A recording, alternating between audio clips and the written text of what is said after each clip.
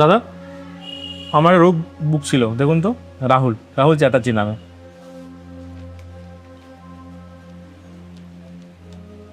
Yes sir, আপনার room ready আছে, 207 number. Thank you. Sir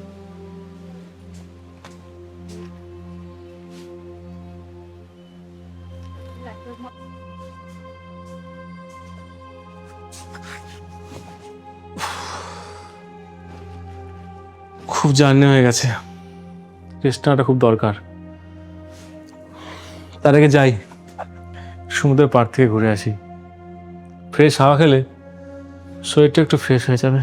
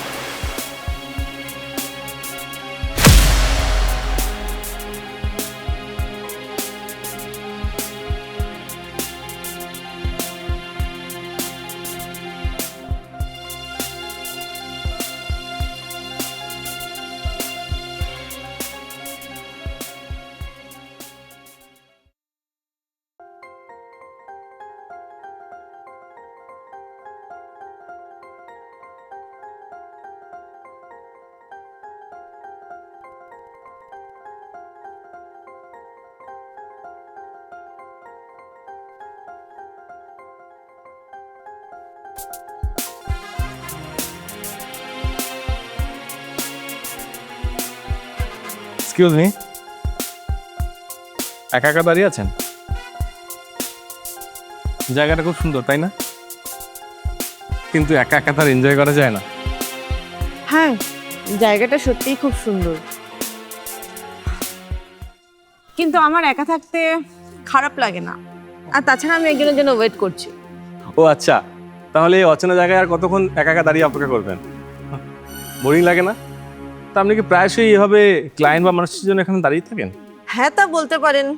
ক্লায়েন্টদের সঙ্গ দেওয়া, তাদের সাথে সুন্দর সময় কাটানো, তাদের এন্টারটেইন করাই তো আমার পেশার মধ্যে পড়ে। তাদের খুশি রাখাই আমার কাজ। ও আচ্ছা, এবার বুঝেছি, আপনি তো প্রফেশনাল। তাহলে এখানে দাঁড়িয়ে কষ্ট করার কি দরকার? মানে মানে মানে আজকে বিকালটা আপনি আমাকে সময় দিন। আমার একটা হোটেল রুম বুক করাই আছে, আর আপনি যা রেট পাচ্ছেন তার ডবল আমি দেবো। আমি খুব ভালো ক্লায়েন্ট, বুঝলেন? আপনার কোনো প্রবলেমই হবে না। What, how dare you! আপনি কি বলছেন বুঝতে পারছেন? আরে বাবা, এত ভান করার কি আছে? আর আপনি তো নিজেই বললেন ক্লায়েন্টদের খুশি রাখা আপনার কাজ, আর আমি তো টাকা দিতেও রাজি আছি। Shut up, just shut up!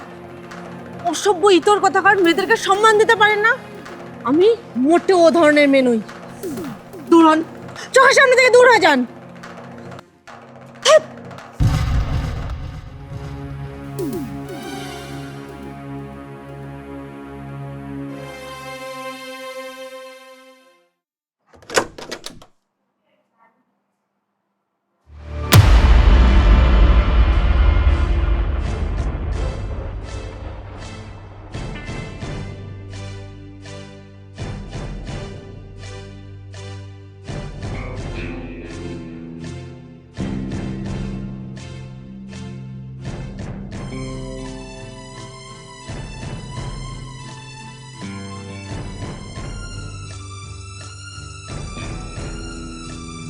বাহ ম্যাডাম, বাহ, মানতেই হবে, আপনার অ্যাক্টিং স্কিলটা জাস্ট ফাটাফাটি। আপনি আবার, আপনার প্রবলেমটা কি বলুন তো? রাস্তা ছাড়ুন। রাস্তা রাস্তা তো তুমি ছাড়ছো না কাল থেকে। কাল বিকালে আমাকে কত জ্ঞানটা এনে দিলে। হ্যাঁ, আমি এরকম মেয়ে না, হাউ ডেয়ার ইউ! আর এখন তো নিজের চোখেই দেখতে পাচ্ছি, দিব্যি একটা কাস্টমার জুটিয়ে হাসতে হাসতে নিজের রুমে চলে গেলেন। আপনি কিন্তু আপনার লিমিট ক্রস করছেন। লিমিট? মুখ সামলে কথা বলুন। লিমিট? তোমাদের মতো মেয়েদের আবার লিমিট? আরে আমার এটা যদি কাল পছন্দই না হতো, সরাসরি বলতেই পারতে। আরে কালকেই বলতে পারতে তোমার বেশি টাকা লাগবে। হ্যাঁ, অত সতী সাবিত্রী সাজার কোনো প্রয়োজনই ছিল না। ওই ছেলেটা কত টাকা দিল তোমার? আমায় বলতে 1000 টাকা নয় বেশি দিতাম। আপনার এই নিচ মানসিকতা দেখে না আমার রাগ না, করুণা হচ্ছে। আপনার মতো ছোট লোকের সাথে কথা বলাই পাপ।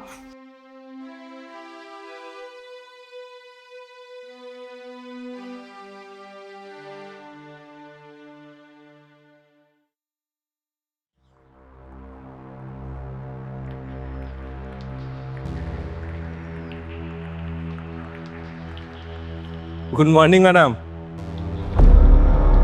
কাল রাতের ডিউটি তো শেষ, আর এই কাস্টমার সাথে তো ভালোই সময় কাটালেন। আজকে ফিরে আছেন নিশ্চয়ই? তো চলুন আমার সাথে। আরে কাল ওই লোকটা যত টাকা দিয়েছিল তার থেকে অনেক বেশি টাকা আমি দেব, চলুন। আমি সত্যি ওরকম মেয়ে নই। আর আজ তোমার আসল রূপটা দেখে আমার সত্যি ঘেন্না হচ্ছে রাহুল। রাহুল? আপনি আমার নাম জানলেন কি করে? শুধু নাম না, আমি আরো অনেক কিছু জানি। কারণ আমি তোমার বোন অদিতির খুব ভালো বন্ধু। আমি স্নেহা। অদিতির মুখে সবসময় তোমার কথা শুনতাম। ও সবসময় বলতো আমার দাদা খুব ভালো মানুষ, আমার দাদার মতো মানুষই হয় না, আমার দাদা মেয়েদেরকে খুব সম্মান করে। অদিতির মুখে তোমার এত প্রশংসা শুনে কাল যখন দেখলাম তুমি নিজেই আমার সাথে কথা বলার জন্য এগিয়ে আসছো, তখন ইচ্ছা করি একটু নিজের কথার মধ্যে ধোঁয়াশা রেখেছিলাম। ভাবলাম একটু পরীক্ষা করে দেখি যে অদিতির দেবতাতুল্য দাদা আসলেও কতটা ভালো। কিন্তু তুমি তো 2 মিনিটেই প্রমাণ করে দিলে যে তুমি কতটা নিজ স্তরের মানুষ। স্নেহা, আমি আর একটা কথা, কাল ওই ক্লায়েন্টদের খুশি রাখার কথা যে নোংরা মানেটা বার করেছিল, আসলে আমি একটা ইভেন্ট ম্যানেজমেন্ট কোম্পানিতে চাকরি করি। সেখানে কর্পোরেট ক্লায়েন্টদের ইভেন্ট অর্গানাইজ করা, তাদেরকে খুশি রাখাই আমার প্রফেশন। তো তোমার মতো নোংরা লোকেরা তো সব কথার ওই একটাই মানে বার করবে। আর শোনো, কাল যাকে কাস্টমার ভেবে আমাকে নোংরা নোংরা কথা বলছিলে না, উনি কুনাল, আমার হবু স্বামী। সামনের মাসে আমাদের বিয়ে। স্নেহা, প্লিজ প্লিজ আমাকে ক্ষমা করে দাও। আমি সত্যি বুঝতে পারিনি, আমার খুব বড় ভুল হয়ে গেছে। আর প্লিজ তুমি আমার বোন অদিতিকে এসব কথা বলো না, ও খুব কষ্ট পাবে। ওর কাছে আমার মান সম্মান সব শেষ হয়ে যাবে। সম্মান? তোমার নিজের তো কোনো সম্মান নেই, আর অন্য কাউকেও সম্মান করতে শেখোনি। নিজের বোনের চোখে নিজের সম্মানহানির যে ভয়টা এখন পাচ্ছ না, সেই ভয়টা অন্য কোনো মেয়েকে নোংরা কথা বলার আগে পাওয়া উচিত ছিল। একটা কথা মনে রেখো, রাস্তায় চলা প্রতিটা মেয়ে না কারো না কারো বোন। চল চলো।